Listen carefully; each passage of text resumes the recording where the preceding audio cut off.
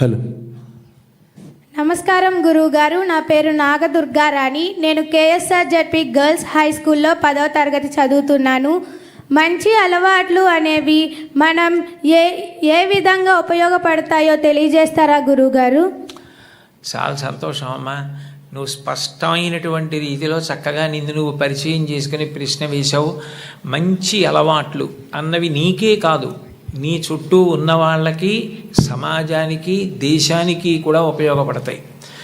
మన దేశంలో వైద్య ఆరోగ్య శాఖ కొన్ని వేల కోట్లు ఖర్చు పెడుతుంది దేశం మొత్తం మీద. అందులో చాలా వ్యాధులకు కారణం ఏది అంటే, అన్నం తినేటప్పుడు, పలహారం చేసేటప్పుడు చేతులు సబ్బుతో కడుక్కోకుండా ఎట్లా ఉంటే అట్లాగే ఏది పడితే అది తినడం. 2, చాలా కాలం నిలవ ఉన్న పదార్థాలు కేవలం నాలుకకు రుచిగా ఉన్నాయి కదా అని తినడం. అట్లా కాకుండా మనం తిన్నది మనలోకి వెళ్ళి మన శరీరాన్ని నిర్మాణం చేస్తుంది అని దాని విలువ తెలుసుకున్నప్పుడు నువ్వు ఆరోగ్యంగా ఉండడం చాలా చాలా ముఖ్యం. శరీరమాద్యం ఖలు ధర్మ సాధనం.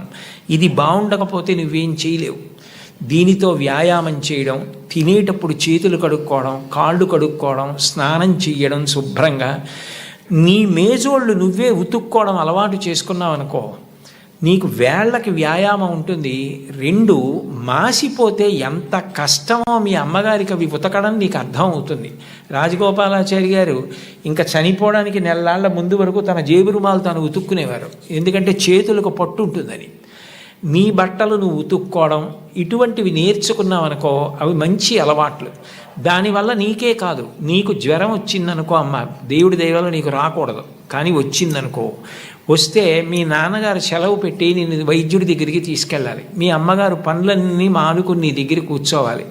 నువ్వు ఆరోగ్యంగా ఉంటే నీకే కాదు, సమాజానికి, ప్రభుత్వానికి, వైద్యశాలకి, అందరికీ ఉపకారం చేసిన దానివి అవుతావు.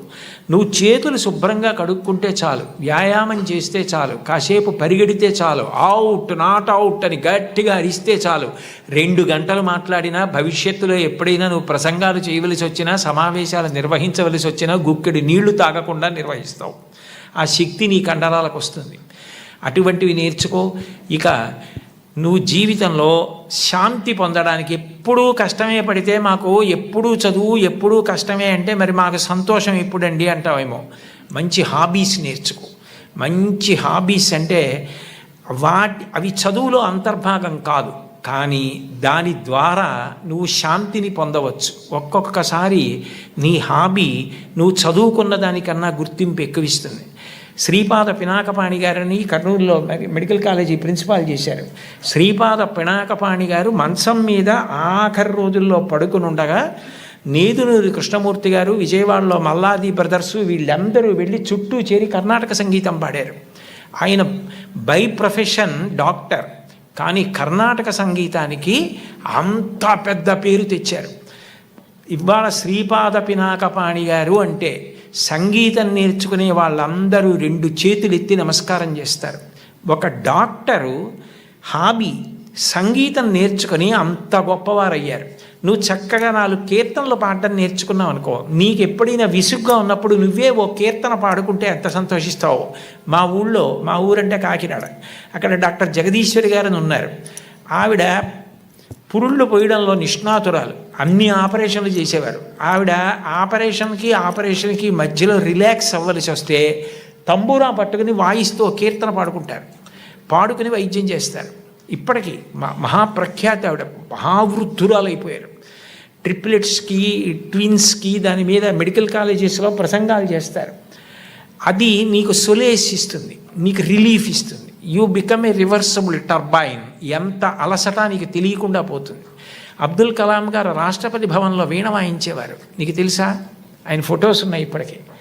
ఆ వీణ వాయించడంలో రిలాక్స్ అవుతారు. నాకు కలాం గారు అంటే చాలా ఇష్టం, లింకన్ గారు అంటే చాలా ఇష్టం, విన్స్టన్ చర్చిల్ అంటే నాకు చాలా ఇష్టం. చాలామంది చాగంటి కోటేశ్వరరావు అంటే ఛాందసుడు అనుకుంటారు.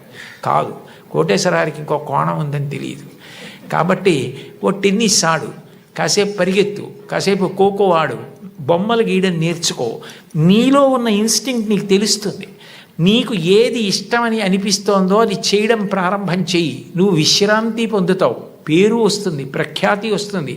ఓ భాగవతం చదువు, ఓ రామాయణం చదువు, వాటి గురించి మంచి మంచి పుస్తకాలు చదువు, వాటి గురించి పిల్లలతో మాట్లాడు, అట్లాంటి హాబీస్ ఇన్కల్కేట్ చేసుకో.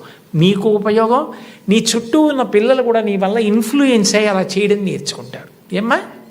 శుభం భూయాలు. ధన్యవాదాలు సార్. టీచర్ నిజంగా